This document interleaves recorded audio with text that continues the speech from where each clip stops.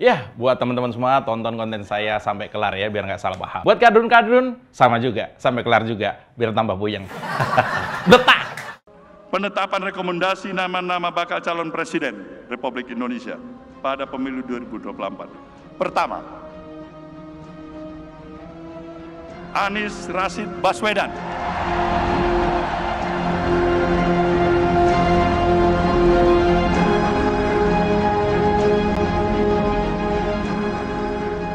Kedua, Muhammad Andika Perkasa.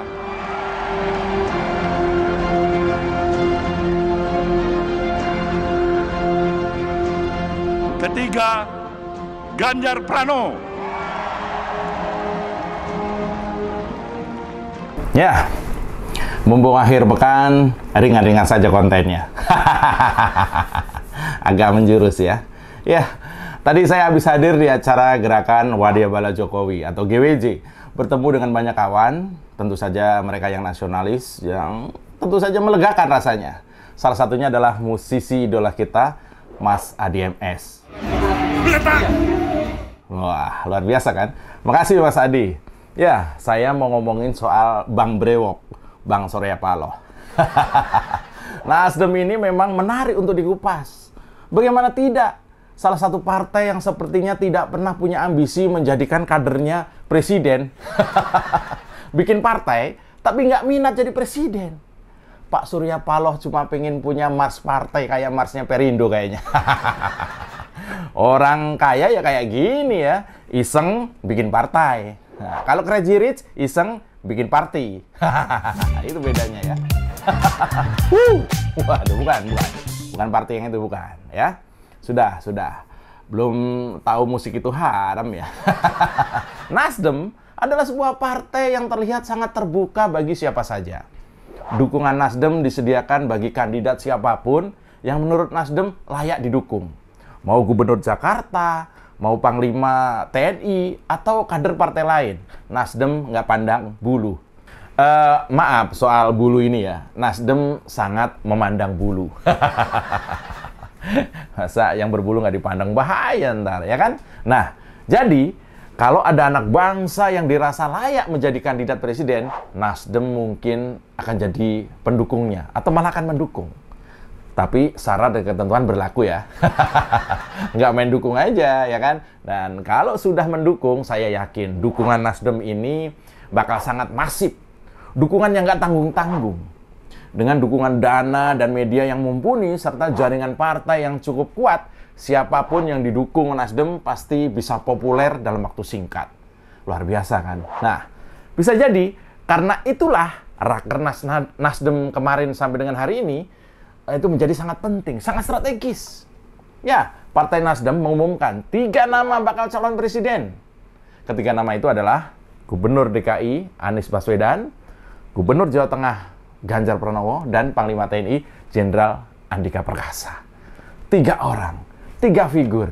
3 nama itu diumumkan oleh Ketua Umum Surya Paloh di Rakernas Nasdem kemarin di Jakarta. Ketiga nama itu berdasarkan hasil usulan seluruh DPW Nasdem yang dilanjutkan dalam musyawarah steering komite. Luar biasa ya. Anies, Ganjar, dan Jenderal Andika Perkasa. Ini dukungan yang masih sangat terbuka ya. Dan dari ketiga orang ini, Nasdem hanya akan memunculkan 1 nama untuk didukung secara total. Artinya apa ini? Artinya apa seperti ini? Nasdem secara tidak langsung sedang menciptakan kompetisi dari ketiga tokoh ini. Siapa yang tidak ingin didukung oleh Bang Surya Paloh? Tokoh senior yang memiliki jam terbang politik mumpuni. Saya meyakini sebelum diumumkan oleh Nasdem, siapa di antara ketiga tokoh ini yang bakal didukung total, pasti akan ada pendekatan-pendekatan. Cari simpati atau sekedar senggol-senggol tipis.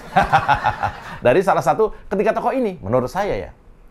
Dan saya yakin, seorang Jenderal Andika akan santai saja mendengar namanya masuk bursa. Ya, karena beliau nggak terlalu terlihat ambisi untuk ke istana. Pak Andika tidak akan terlihat menginginkan dukungan itu. Meski sebentar lagi pensiun, tapi saya yakin selama beliau jadi panglima, yang bisa saja akan diperpanjang masa tugasnya, tidak akan terlalu kelihatan beliau menginginkan dukungan dari partai manapun. Jadi, Jenderal Andika menurut pandangan saya tidak akan terlalu jumawa atau kaget atau sangat agresif untuk mendapatkan dukungan Nasdem, menurut saya. Lalu bagaimana dengan Ganjar? Kita dengar sendiri pernyataan Ganjar, loyalis Bu Megawati ini dengan meyakinkan menyampaikan bahwa saya kader PDI Perjuangan. Sambil tak lupa menyampaikan terima kasih kepada Nasdem. Ini idealisnya ada, loyalisnya ada. Artinya Ganjar Pranowo juga nggak akan kaget, nggak akan gumun, nggak akan kegirangan atas dukungan Nasdem ini. Biasa saja. Anggap ini adalah apresiasi atas makin meroketnya nama Ganjar. Tapi nggak akan membuat Ganjar nempel, lengket untuk saat ini dengan Pak Surya Paloh. Jadi prediksi saya, Jenderal Andika dan Gubernur Ganjar Pranowo terhadap keputusan Rakernas Nasdem ini akan bersikap biasa aja. Tidak akan membuat mereka berdua mendadak nonton Metro TV terus. Nggak begitu juga. Nggak. Biasa aja.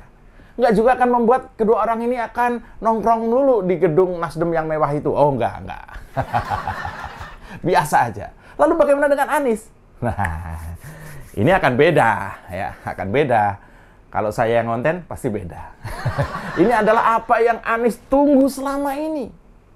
Dukungan yang nyata, hampir dari semua DPW Partai Nasdem, 32 provinsi mengusulkan Anies. Meski hanya 3 provinsi yang tidak mencalonkan Ganjar ya.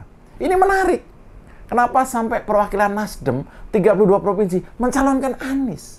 Padahal kalau kita tahu sejarah pada 2017, ketika terjadi pertarungan sengit antara Anies dan Ahok, posisi Nasdem adalah membela Ahok.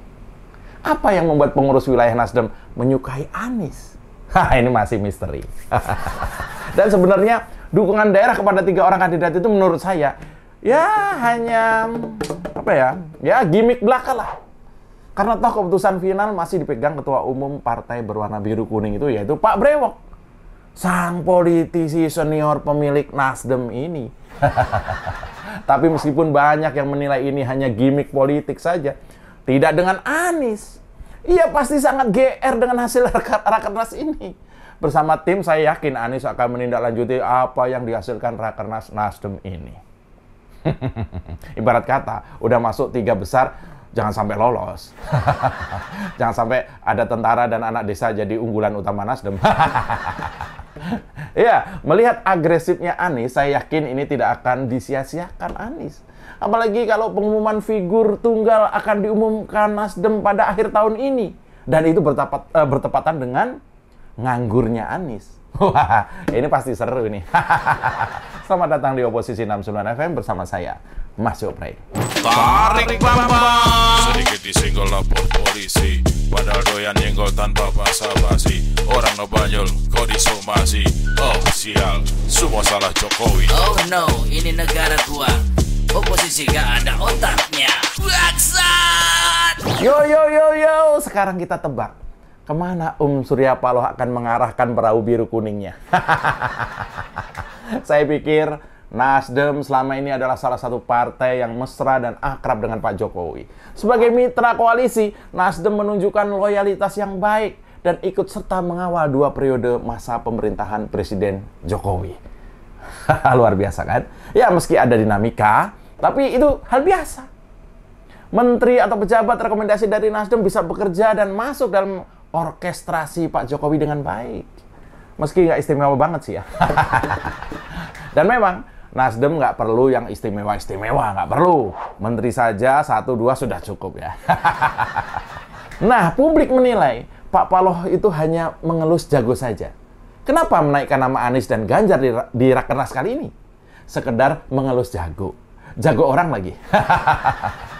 Ganjar dikenal sebagai jagonya PDI Perjuangan. Sementara Anies adalah jagonya kadrun. Nasdem sekedar mengelus saja. Masa ngelus aja nggak boleh? Boleh lah ya. Udah nggak punya calon, masa ngelus aja dilarang? Dilus-elus sampai bangun. Yaitu bangun kepercayaan masyarakat. Suara siapa yang membesar dari kedua kandidat ini setelah dia elus-elus? Anies atau Ganjar? Maksudnya itu. Dari kedua kandidat ini, menurut saya, Nasdem main ringan. Main ringan saja. Nggak akan ngotot. Karena sejatinya Om Surya Paloh ini dilema, bingung, dilema. Mau langsung dukung Anies, tapi kok suaranya makin kendor. Dan sepertinya efek buruk atau efek ekor jasnya nggak akan nyangkut sampai ke parlemen. Nah ini bahaya nih. Mau dukung Pak Ganjar, tapi kok takut dimarahi PDI Perjuangan. Kira-kira gitu ya. Dua-duanya berisiko. Meski mendukung Ganjar dalam persepsi saya lebih menguntungkan ya dari sisi naiknya suara parlemen kelak. Itu menurut perhitungan saya. Jadi yang paling aman menurut saya, Nasdem akan mengusung Jenderal Andika Perkasa sebagai wakil cawapres. Siapapun capresnya. Kok mirip ini ya, teori teh botolnya Pacul ya. Siapapun capresnya. Nah, kayak gitu ya. Nah, saya yakini sebenarnya sasaran Nasdem adalah dukungan kepada Pak Andika. Hanya saja nggak mau kehilangan momentum suaranya Anies dan Ganjar. Ini namanya dilema. Pilih kiri atau kanan? Ya udah tengah saja. Kira-kira begitulah. Nasdem nggak akan berani mengambil pilihan gambling. Saya yakin Nasdem akan ikut perahu besar koalisinya Pak Jokowi kelak. Karena kalah itu tidak enak. Oposisi itu hanya enak diucapkan, tapi dilaksanakannya pahit. Kalau nggak percaya, tanya PKS. Kering bos, kering. Ya, selamat untuk Rakernas Nasdem.